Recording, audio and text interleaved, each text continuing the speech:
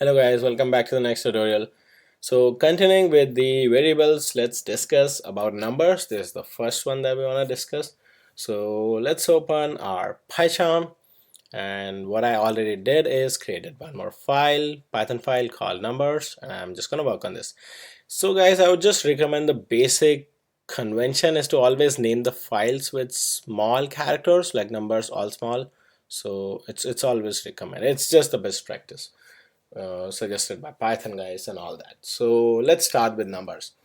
So this is the first formal introduction of the variables, right? So let's say, how do we define the basic decimal type? So it's all the same. There's no, as I mentioned, if you're coming from another programming language or if you know something about data types, other languages have something like int and string and all those things. Python doesn't have anything. It just understands on its own. So we just need to give the name, any name that we like. So what I'm gonna do is I'm just gonna give a name, uh, int int num, something like that. This is the name that I'm just giving, and I'm gonna put the spaces between the equal sign, and then just gonna give it a number. So that's it, and that's how we define a number. It's the easiest way I can imagine, because in a lot of programming languages they're strongly typed. You have to say what data type you are defining, and then it has to match and all those things. But in Python it's really smart. So if for the other number types like floats, which are the digits after decimals, what we need to say is, let's say float num, I can say. So this is the normal convention. We kind of, when we are attaching two words, joining two words, we use underscores in Python. So float underscore num, that's what I'm using, or it just got deleted.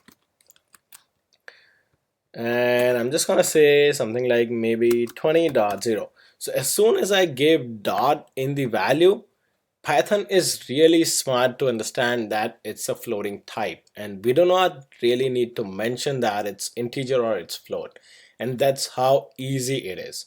So for this, let's do this. Let's try to print these things to make sure that we are printing, right?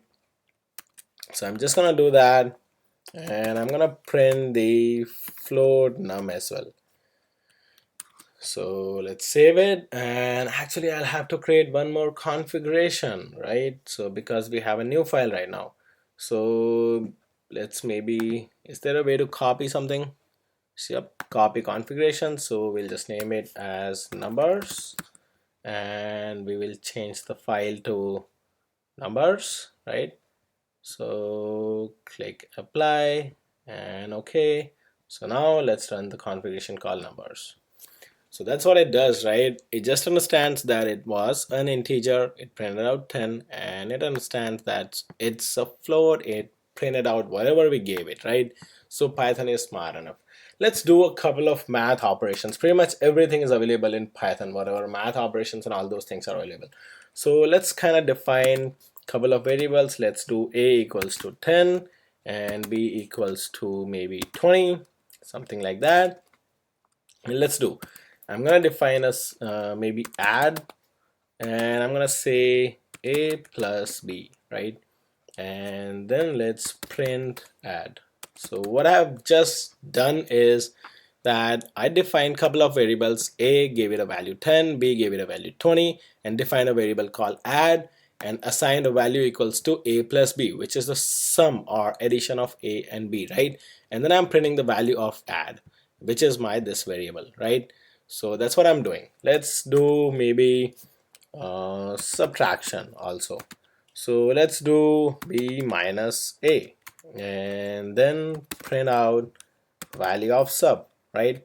And let's do multiplication, right? So let's do multi, something like that, and let's call a, and asterisk is the sign for multiplication, and b, and then let's print out this multi, right?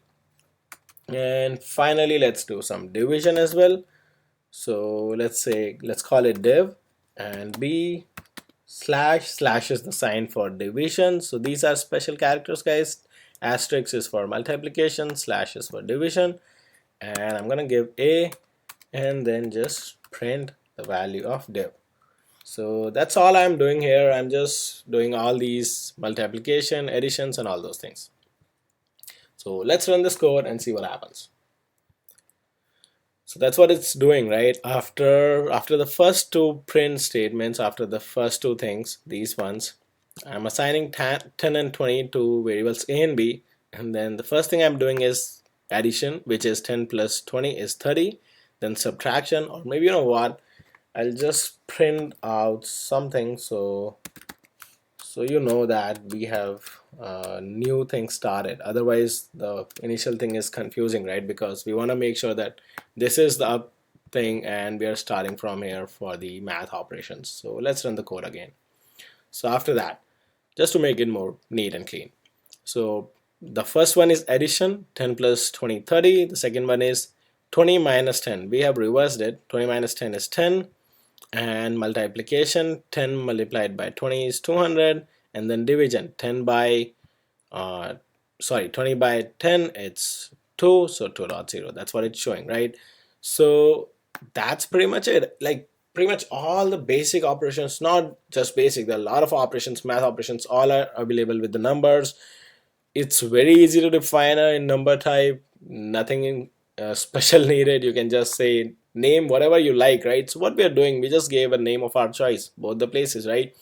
We just gave a name of our choice here as well, a and b, and here as well, add, sub, multi, div, all these are names of our choice. So don't think that these are from Python. I can just say my choice, this is my choice. So we just have to change this after that, right? So my choice, I can just run it again and it's exactly the same. So these are just the variables that we're giving based on our wish. So this is pretty cool. Python is smart enough to understand all these, and all operations are available. So that's pretty much it. I'm gonna say for this tutorial, guys. Practice a little bit about all these small operations like addition, subtraction, multiplication, and division. And in the next lecture, we're gonna take a look at a couple of more math operations. So just define some numbers and get back to me if you have any questions. And definitely the file is going to be there on the web, so you guys can download and refer to it. So stay tuned for the next lectures, guys. Thanks for attending this one.